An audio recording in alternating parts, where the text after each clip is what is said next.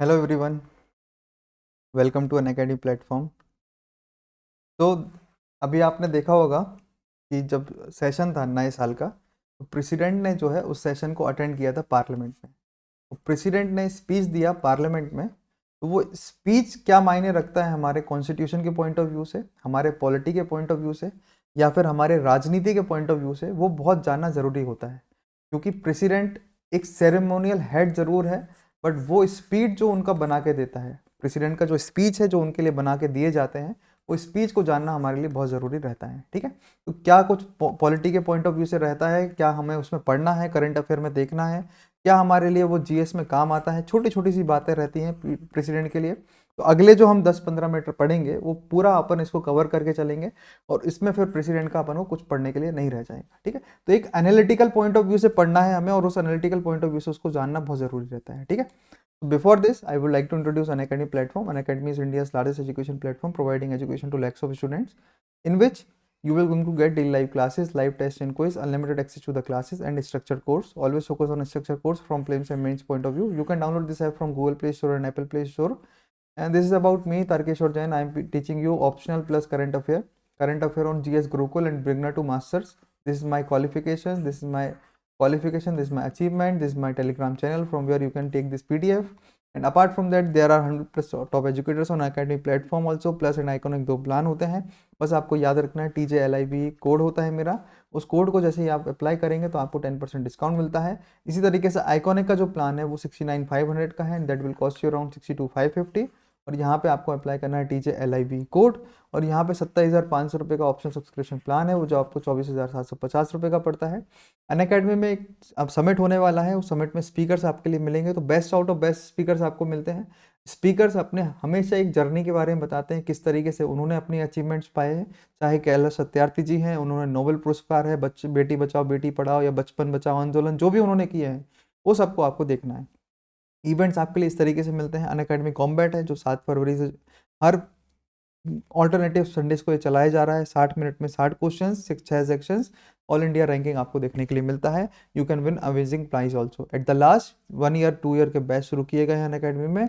बस आपको code apply करना है TJLIV। कोड क्या अप्लाई करना है? TJLIV। ठीक है, और इसी तरीके से अनअकैडमी प्लस एंड आइकॉनिक दो प्लान होते हैं। और अनअकैडमी प्लस अपना जो GS प्लस ऑप्शनल प्लान है, उसमें जो एक 12 महीने की जो फीस है वो आपके लिए 70,103 रुपये है। और यहाँ पे कोड अप्लाई कर सकते हैं TJLIV। और इसी तरीके से 12 मंथ की जो प्रोग्राम है वो प्रोग्राम कितने का है? TJLIV कोड अप्लाई करके 88,000 रुपीज़ का आपको पड़ता है। अनअकैडमी के जो आइकॉनिक प्राइस है वो जल्दी हाइक होने वाले हैं। ठीक है, नाउ ये एक क्वेश्चन है।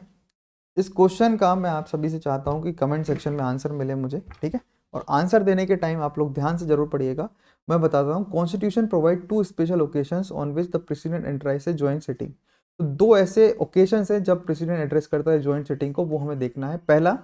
पहला है कि opening session of a new legislature after a general election, मतलब जब भी जनरल इलेक्शन होते हैं हर 5 साल के बाद, या फिर भंग होने के बाद, या फिर मेजोरिटी नहीं आती है, नए चुनाव जब होते हैं, तो उसके बाद प्रेसिडेंट एड्रेस करता है पार्लियामेंट को। क्या ये स्टेटमेंट सही है?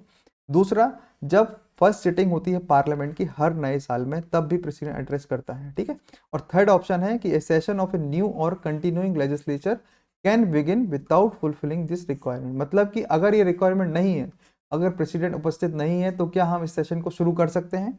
तो आंसर में क्या है? 1 एंड 2, 2 एंड 3, 1 2 3 एंड 1 एंड 3। इसका आंसर का जो है मैं आपके लिए एंड में बताऊंगा, और फिर आप लोगों को इसमें कमेंट सेक्शन में बताना है। ठीक है, नाउ देखो, प्रेसिडेंट जो एड्रेस है वो क्या है? One of the most Salem occasion in the parliamentary calendar. तो ये पार्लियामेंट की कैलेंडर में सबसे बड़ा एक अचीवमेंट, या फिर हम कहेंगे एक सबसे अच्छा त्यौहार की तरह हम लेते हैं जब प्रेसिडेंट एड्रेस करता है। अच्छा, एड्रेस करते टाइम प्रेसिडेंट क्या देखता है? प्रेसिडेंट का जो स्पीच होता है, मतलब प्रेसिडेंट अपना जो स्पीच है वो पार्लियामेंट में देता है। ठीक है, अब प्रेसिडेंट ने पार्लियामेंट में स्पीच दिया, तो वो स्पीच कौन तैयार करता है? तो याद रखिए, वो प्रेसिडेंट का जो स्पीच है वो काउंसिल ऑफ मिनिस्टर्स ही तैयार करते हैं।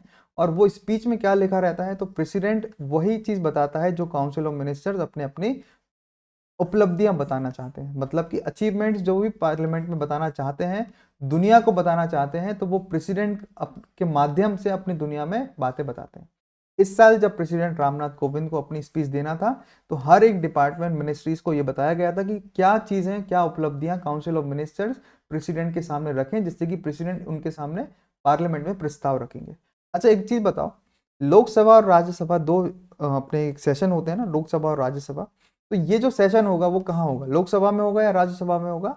तो आंसर है वो होता है सेंट्रल हॉल में। ठीक है, कहाँ होता है ये? सेंट्रल हॉल में होता है। और ये दोनों जो नेता होते हैं, चाहे वो राज्यसभा के हों या लोकसभा के हों, वो साथ में आते हैं और वो एक साथ बैठते हैं और प्रेसिडेंट वहां पे है। और यही एकमात्र एक कहेंगे उत्सव होता है, उत्सव ही कहेंगे हम इसे, जहां पे तीनों सदनों के मतलब लोकसभा, राज्यसभा और प्रेसिडेंट एक साथ साथ में रहते हैं और सारे मेंबर उपस्थित रहते हैं। तो याद रखिएगा, अगर क्वेश्चन आपको मिलता है देखने के लिए प्रीलिम्स में कि ये सारे सदन के नेता एक साथ कहाँ पे इकट्ठे होते हैं, तो कंपल्सरली प्रेसिडेंट के साथ कहाँ पे होते हैं?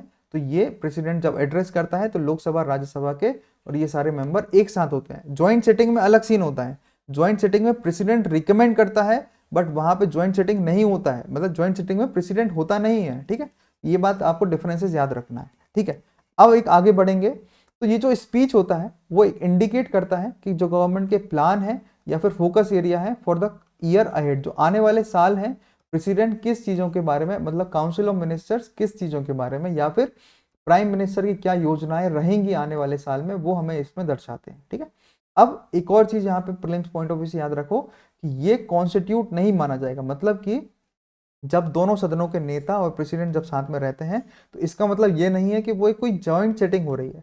ज्वाइंट सेटिंग कब होती है? ज्वाइंट सेटिंग तब होती है जब वो रिकमेंड की जाती है। ठीक है, और दोनों जब नेताओं के सदनों की जब बातें नहीं बनती हैं तब जाके ज्वाइंट सेटिंग होती है। यहाँ पे ज्वाइंट सेटिंग नहीं हो रही है, ये ज्वाइंट सेटिंग नहीं मानी जाती है। क्या नहीं होता? इसको हम ज्वाइंट सेटिंग नहीं बोलते हैं। ठीक है, नाउ अब थोड़ी सी हिस्ट्री की पढ़ लेंगे हम, क्या है हिस्ट्री इसकी, क्या है इसका प्रेसिडेंट, तो हमको पढ़ते हैं। तो देखो, गवर्नमेंट ऑफ इंडिया एक्ट 1919, तो ये क्या है? एक मॉन्टेस्क्यू चेम्सफोर्ड रिफॉर्म आया था जिसको हम बोलते हैं गवर्नमेंट ऑफ इंडिया एक्ट 1919। इसमें पहली बार प्रेसिडेंट ने एड्रेस किया था पार्लियामेंट को। तो जो हमारा प्रेसिडेंट था, उस टाइम वर्ड यूज नहीं करते थे प्रेसिडेंट, उस टाइम वर्ड यूज किया जाता है गवर्नर जनरल।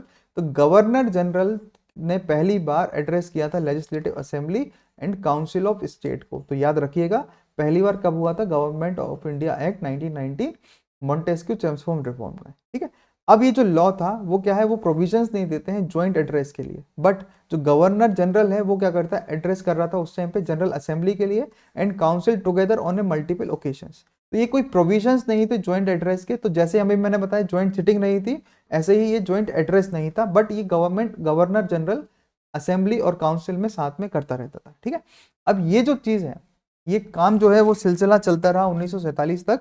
1947 में जब अपनी कॉन्स्टिट्यूएंट असेंबली बनी थी, 1947 में जब हमारी कॉन्स्टिट्यूएंट असेंबली बनी थी, तो 1947 और 50 के बीच में हमारा संविधान बन रहा था। तो संविधान बन रहा था, तो ये 3 ऐसे साल थे जब ज्वाइंट सिटिंग नहीं किया था प्रेसिडेंट। और उसी के बाद 31 जनवरी 2000 1950 मतलब 26 जनवरी के 4 दिन के बाद, 5 दिन मतलब 5th डे 1950 में राजेंद्र प्रसाद हमारे जो प्रेसिडेंट थे, उन्होंने पहली बार एड्रेस किया था हमारे पार्लियामेंट के लिए। और पार्लियामेंट मतलब जहां लोकसभा राज्यसभा दोनों होते हैं। ठीक है, and constitution give the president power to address either a house or a joint sitting of the 2 houses of the parliament. तो कॉन्स्टिट्यूशन क्या करता है, वो प्रेसिडेंट को पावर करता है कि वो एड्रेस करेगा दोनों हाउसेज को और a joint sitting of the 2 houses of the parliament. तो देखो, पावर है कि वो एड्रेस करेगा हाउस को और द ज्वाइंट सिटिंग। इसका मतलब गलत मत ले जाना, जो मैंने ही बताया था ज्वाइंट सिटिंग नहीं है उसका मतलब। ठीक है, इस ज्वाइंट सिटिंग का खाली इतना मतलब है कि साथ में आके काम करना। ठीक है, now by the government, about the government वो क्या है, तो there is no set format for the president speech. तो प्रेसिडेंट जो स्पीच देता है उसका कोई सेट फॉर्मेट नहीं है। प्रेसिडेंट, द कॉन्स्टिट्यूशन वो केवल इतना कहता है कि president shall inform parliament of the cause of the summon, मतलब क्यों बुलाया गया है उसके बारे में बस जरा सी जानकारी देगा। ये हमारे पार्लियामेंट या फिर हमारे संविधान में लिखा गया है। ठीक है, अभी वो जो क्वेश्चन मैंने बताया था उसका आंसर यहाँ पे आपको मिलता है। तो आर्टिकल 87, आर्टिकल 87 थोड़ा सा एक ऑकवर्ड आर्टिकल है। वो क्या बताता है, तो 2 ऐसे स्पेशल ओकेशंस हैं जिसपे प्रेसिडेंट जो है एड्रेस करता है ज्वाइंट सिटिंग को। तो 2 ऐसे ओकेशंस हैं जिसमें प्रेसिडेंट एड्रेस करता है ज्वाइंट सिटिंग्स के लिए। पहला है opening session of a new legislature after a general election. तो जब भी चुनाव होते हैं उसके बाद जो पहला सेशन होता है तो उसमें प्रेसिडेंट एड्रेस करता है पार्लियामेंट के लिए। दूसरा सेशन क्या होता है, तो जब हर नए साल में हर नए साल में फर्स्ट सिटिंग जो होगी उस टाइम पे प्रेसिडेंट एड्रेस करता है पार्लियामेंट को। तो a session of a new or a continuing legislation can not begin without fulfilling the requirement. तो ये जो थर्ड ऑप्शन था वहां पे, तो वो गलत हो जाता है। तो आंसर क्या होगा वहां पे, 1 और 2 वहां पे आंसर निकल के आएगा। तो सेशन जो नया होता है वो विदाउट एड्रेसिंग द पार्लियामेंट तब तक शुरू नहीं कर सकते हैं। क्या होगा, प्रेसिडेंट को एड्रेस करना ही है तभी जाके वो शुरू कर सकता है। ठीक है ना। जब कॉन्स्टिट्यूशन जब आया था तो प्रेसिडेंट को रिक्वायर है कि वो एड्रेस करेगा each session of the parliament. And during the provisional period in 1915 प्रसाद ने अपना एड्रेस दिया था हर एक सेशन में। तो Prasad give an address before every session. तो Prasad was the one who is addressing, Prasad मतलब राजेंद्र प्रसाद जी। ठीक है। तो जो पहला अमेंडमेंट था कॉन्स्टिट्यूशन का, जब कब हुआ था, हम सभी ने पढ़ा है ना। पहला अमेंडमेंट हुआ था 1951 में। और उसी के बाद क्या हुआ था, उसने एक पोजीशन चेंज किया था और क्या बनाया गया था कि प्रेसिडेंट जो है हर एक साल में, हर सेशन में नहीं, देखो 1950 में हर सेशन में करवाया गया था। विंटर सेशन और समर सेशन जितने भी और स्प्रिंग सेशन जितने भी 2 सेशन होते हैं ना, उन सब में हर एक सेशन में था। मगर फर्स्ट अमेंडमेंट एक्ट में क्या कहा गया कि हर एक सेशन में नहीं, साल के पहले सेशन में हम क्या करवाएंगे, प्रेसिडेंट का एड्रेस करवाएंगे। तो ये फर्स्ट अमेंडमेंट एक्ट में आया था। अगर आपसे पूछेंगे ओरिजिनल कॉन्स्टिट्यूशन में फर्स्ट सेशन लिखा गया तो नहीं, उसमें हर एक सेशन लिखा गया था। ठीक है। अब यही तो बारीकियां हैं, आपको समझना है। ठीक है। Now address of the president follow a general structure, जिसमें हाईलाइट करते हैं वो गवर्नमेंट के accomplishments from the previous year, और वो सेट करते हैं broad governance agenda for the coming year. तो अपकमिंग और पहले की बातें, दोनों बातें यहाँ पे आपको बतलाई जाती हैं।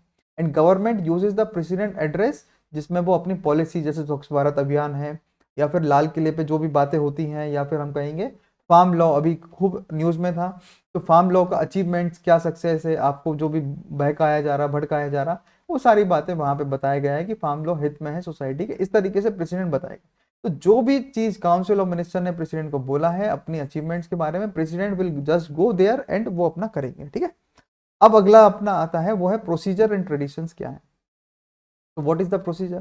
तो देखो फॉलोइंग डेज में प्रेसिडेंट क्या करेगा, एड्रेस करेगा, and a motion is move to the 2 houses, और वो थैंक करेंगे प्रेसिडेंट को अपने एड्रेस के लिए। ये देखो ये तक था क्या, जब प्रेसिडेंट ने अपनी बातें रख दी। अब उसके बाद क्या होगा, अब इसके बाद होता है अपना डिबेट होगा।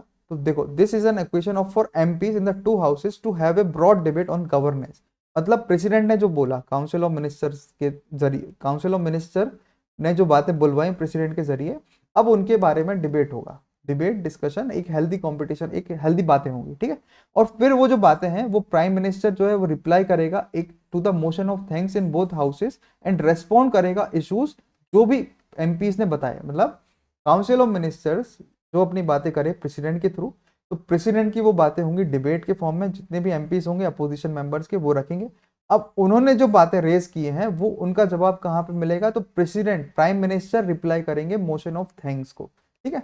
रिप्लाई करने के बाद वहां पे होगी वोटिंग। यहां आता है मुद्दा, क्या होगा, motion is put to vote and MPs can express their disagreement. मतलब वो अपनी असहमति यहाँ पे अमेंडमेंट के जरिए वो जाहिर कर सकते हैं। अगर ये अमेंडमेंट पास हो जाता है तो सरकार को क्या करना पड़ेगा, रिजाइन करना पड़ेगा। अमेंडमेंट कहाँ पास हो जाता है, अमेंडमेंट लोकसभा में पास हो जाता है। रिमेंबर दिस थिंग, कहाँ पे पास होगा, लोकसभा में, क्योंकि राज्यसभा में ऑलरेडी पास हो चुके हैं 5 ओकेशन पे, मगर वो क्या हुआ, सरकार गिरी क्या, नहीं गिरी। 2016-15 में भी पास हुए थे राज्यसभा में, ये जो मोशन ऑफ थैंक्स होता है जो प्रेसिडेंट का है, उसके अगेंस्ट में प्रस्ताव लेके आए थे और वो पास भी हो गए थे लोकसभा में, मगर सॉरी राज्यसभा में, मगर सरकार नहीं गिरी। अगर वही चीज लोकसभा में पास हो जाती है तो सरकार गिर जाती है। क्यों, क्योंकि council of ministers are responsible to Lok Sabha. ठीक है। नाउ प्रेसिडेंट क्या करेगा, वो एड्रेस करेगा one of the most solemn occasions on the parliamentary calendar.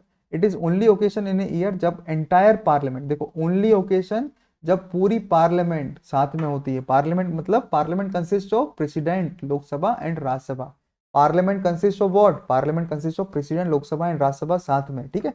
तो गलत मत कराना यहाँ पे, parliament consist of what, parliament consist of president, Lok Sabha and Rajya Sabha. Okay. अब ये टॉपिक खत्म होता है। अब इसमें हम करेंगे, तो ये क्वेश्चन है, president address comes under the joint sitting of the parliament definition. तो जो प्रेसिडेंट का जो एड्रेस होता है तो comes under the joint sitting of parliament definition. तो पार्लियामेंट की जो जॉइंट सिटिंग की डेफिनेशन है तो उसमें प्रेसिडेंट का जो जॉइंट सिटिंग है तो क्या है, क्या then president address will put to vote if not pass in Lok Sabha then government has to resign. मतलब अगर वो पास नहीं होता है लोकसभा में तो क्या गवर्नमेंट को रिजाइन करना पड़ता है? इसका मुझे कमेंट सेक्शन में जवाब देना, ठीक है। And thank you so much for listening this topic, है ना। I will bring more topic related to this, and at the last, TJLIV is my code. You can avail 10% discount here, and Tarkeshwar and PSIR is my Telegram channel. Please like share and subscribe करो। जितने लोग ज़्यादा like share and subscribe करोगे तो उतना ही अच्छा आपके लिए कंटेंट लाता रहूँगा। ये कंटेंट बहुत एक फ्रूटफुल कंटेंट था, आप लोगों को बहुत रिक्वायरमेंट थी पॉलिटी के लिए, ठीक है। यहीं से क्वेश्चन बनते हैं हर साल, बिलीव मी। जो क्वेश्चन आते हैं, जो मैंने अभी आपको क्वेश्चन दिखाए, यही क्वेश्चन मिलेंगे। तो president address comes under joint sitting of the parliament definition, आता है कि नहीं आता? नहीं आता। और president address will put to vote if not pass in Lok Sabha then government has to resign. तो गवर्नमेंट हैज टू रिजाइन अगर वो पोर्ट होता है, और अगर वो पास नहीं होता है तो, ठीक है। तो आंसर क्या होगा इसका, वो कमेंट सेक्शन में बताना, ठीक है। चलो ठीक है, ओके।